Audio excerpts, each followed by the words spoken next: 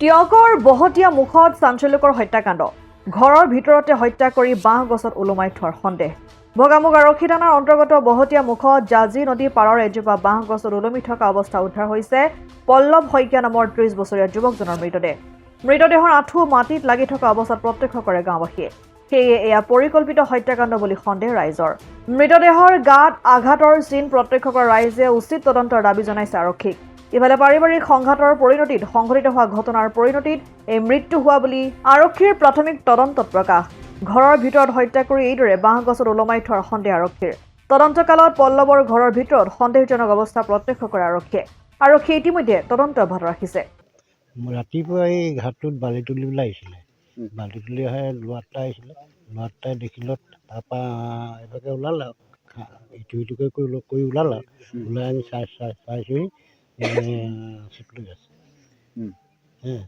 গতিকে এইটো চিপ লোৱাটো কথালৈ এইটো চিপ নহয় এইটো এটেম্প টু মাৰ্ডাৰ এইটো আমি সেইটোৱে সন্দেহ ভাবিছোঁ কোনোবাই হত্যা কৰিছে মানে কেনেকৈ সন্দেহ কৰিছে কিবা সন্দেহ কৰিছে মানে যিৰপৰা বাঁহত এতিয়া লৈছে যি জেগাত গাঁঠিটো লৈছে তেওঁ থিয় হৈও গাঁঠিটো ঢুকি পায় আঁঠুকাহি এতিয়া আঁঠুকাহাতে কেছটো হৈছে আৰু ঘাঁহ পোহা লাগি আছে সেইটোত আমি সন্দেহ কৰিছোঁ যে মানুহে ভৰিত আছে আৰু বুকুত আছে আৰু মাথা পিনে তেজ ওলাইছে এতিয়া মাথাত কোনখিনি দুখ পাইছে সেইটো বিশেষকৈ মই নাজানো পুলিচে জানিব এইটো আপুনি কোন হয় মই দাদাই খাওঁ কি নাম আপোনাৰ মইনা শইকীয়া যিজন ল'ৰা হেৰি হৈছে কি নাম পল্লৱ শইকীয়া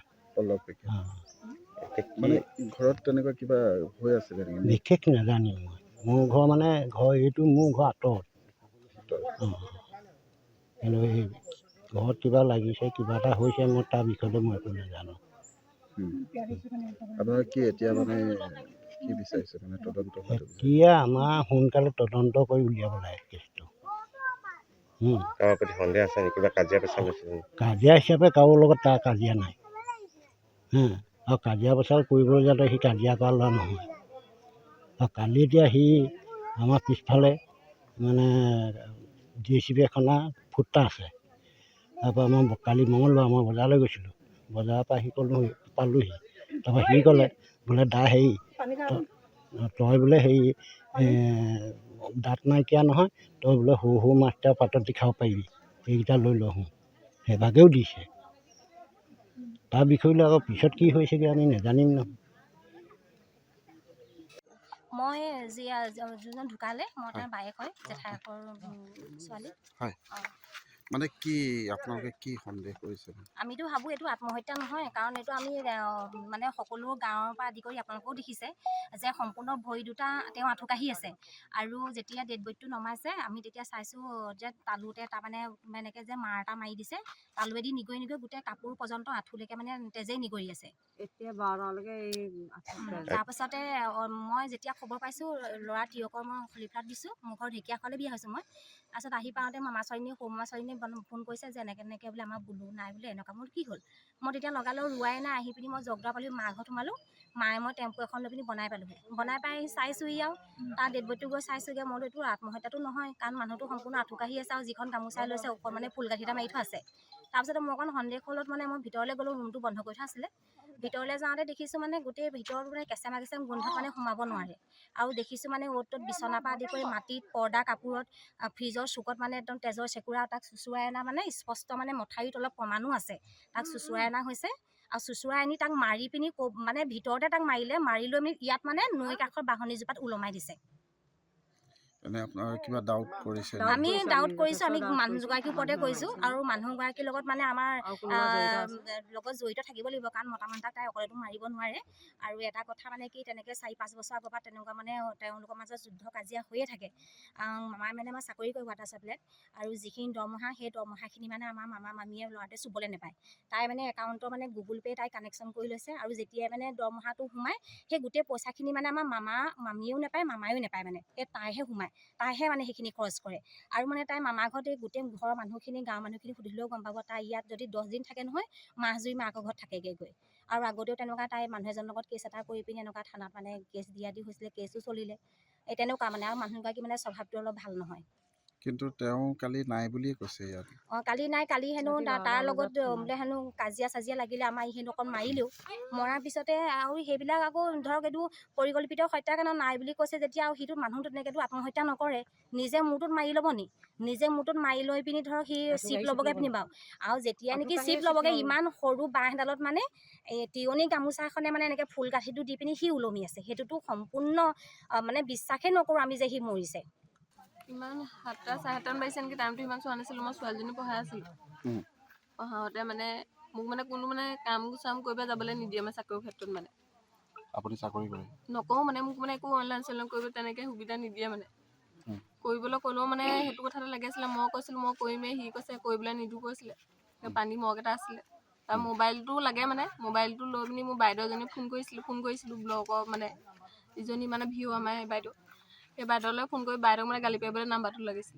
তাৰ মোবাইলটো কাঢ়ি লৈ পিনি মগ এটা আছিলে, মগে মোক মূৰতে মাৰিছে। কিমান সময়? ৰাতি বেছি টাইম হোৱা নাই, 7:30মান হৈছে তেতিয়া, বেছি দেৰি নহয়। তাৰপৰা মূৰত মাৰি মূৰটো ফালিছে, তাৰপৰা হাতত মাৰিছে, তাৰপৰা মোবাইল চোবাইল মোক কাঢ়ি লৈ থৈ মই দেউতালৈ ফোন কৰিব কৈছোঁ, নিদিয়ে। মোক ঘৰৰ পৰা ওলাই আহিবলৈ দিয়া নাই। তাৰপৰা মই ওলাই আহি দৌৰি মই খুৰা হ'লে আহিছোঁ, সিও মোৰ পিছে পিছে খেদি আহিছে, আহি পিনি এইডোখৰতে পৰিছে, মঠাইৰ ওচৰতে পৰিছে, পৰি পিনি মোক কৈছে তই নাযাবি বুলি কৈছে, ঘৰলৈ নাযাবি বুলি কৈছে। তাৰপৰা মই খুৰা ঘৰত সোমাই মই ফোন কৰি দেউতাক চিধা মই থানালৈ গ'লোগৈ। থানাত মোক গৈ পিনি মেডিকেল কৰাই মেলি চিলাই কৰিছে মই। তাৰপিছতে মই ৰাতিপুৱাহে গম পাইছোঁ যে এনেকুৱা কাম কৰিছে। আপুনি ঘৰত নাছিলে নি ৰাতি? মই নাছিলোঁ, মোক বাহিৰে মোক থানাৰ যোগেদি গৈ মই ঘৰ পালোগৈ। কালি কাজিয়া কালি যোৱা ৰাতি হৈছিলে নে? কালি হৈছিলে। কালি ৰাতি? কালিয়ে হৈয়ে মোৰ মূৰতে মাৰিছে। মাৰি আপুনি ঘৰলৈ গ'লগৈ? মানে মাৰ ঘৰলৈ গ'ল? মাৰ ঘৰলৈ গ'লোগৈ, মই দেউতাক ফোন কৰি মাতি দিলোঁ। মাৰ ঘৰ ক'ত? কাকজান দুলীয়া গাঁও। আপুনি খবৰটো কেতিয়া পায়? প্ৰস্তুতি হাজৰিকা। খবৰটো কেতিয়া পায়? মই আজি ৰাতিপুৱাহে পাওঁ, মোৰ ইয়াৰ পৰা ফোন কৰি জনাইছে। মোৰ মোবাইলটো ইয়ে লৈ থৈছিলে মানুহজনে।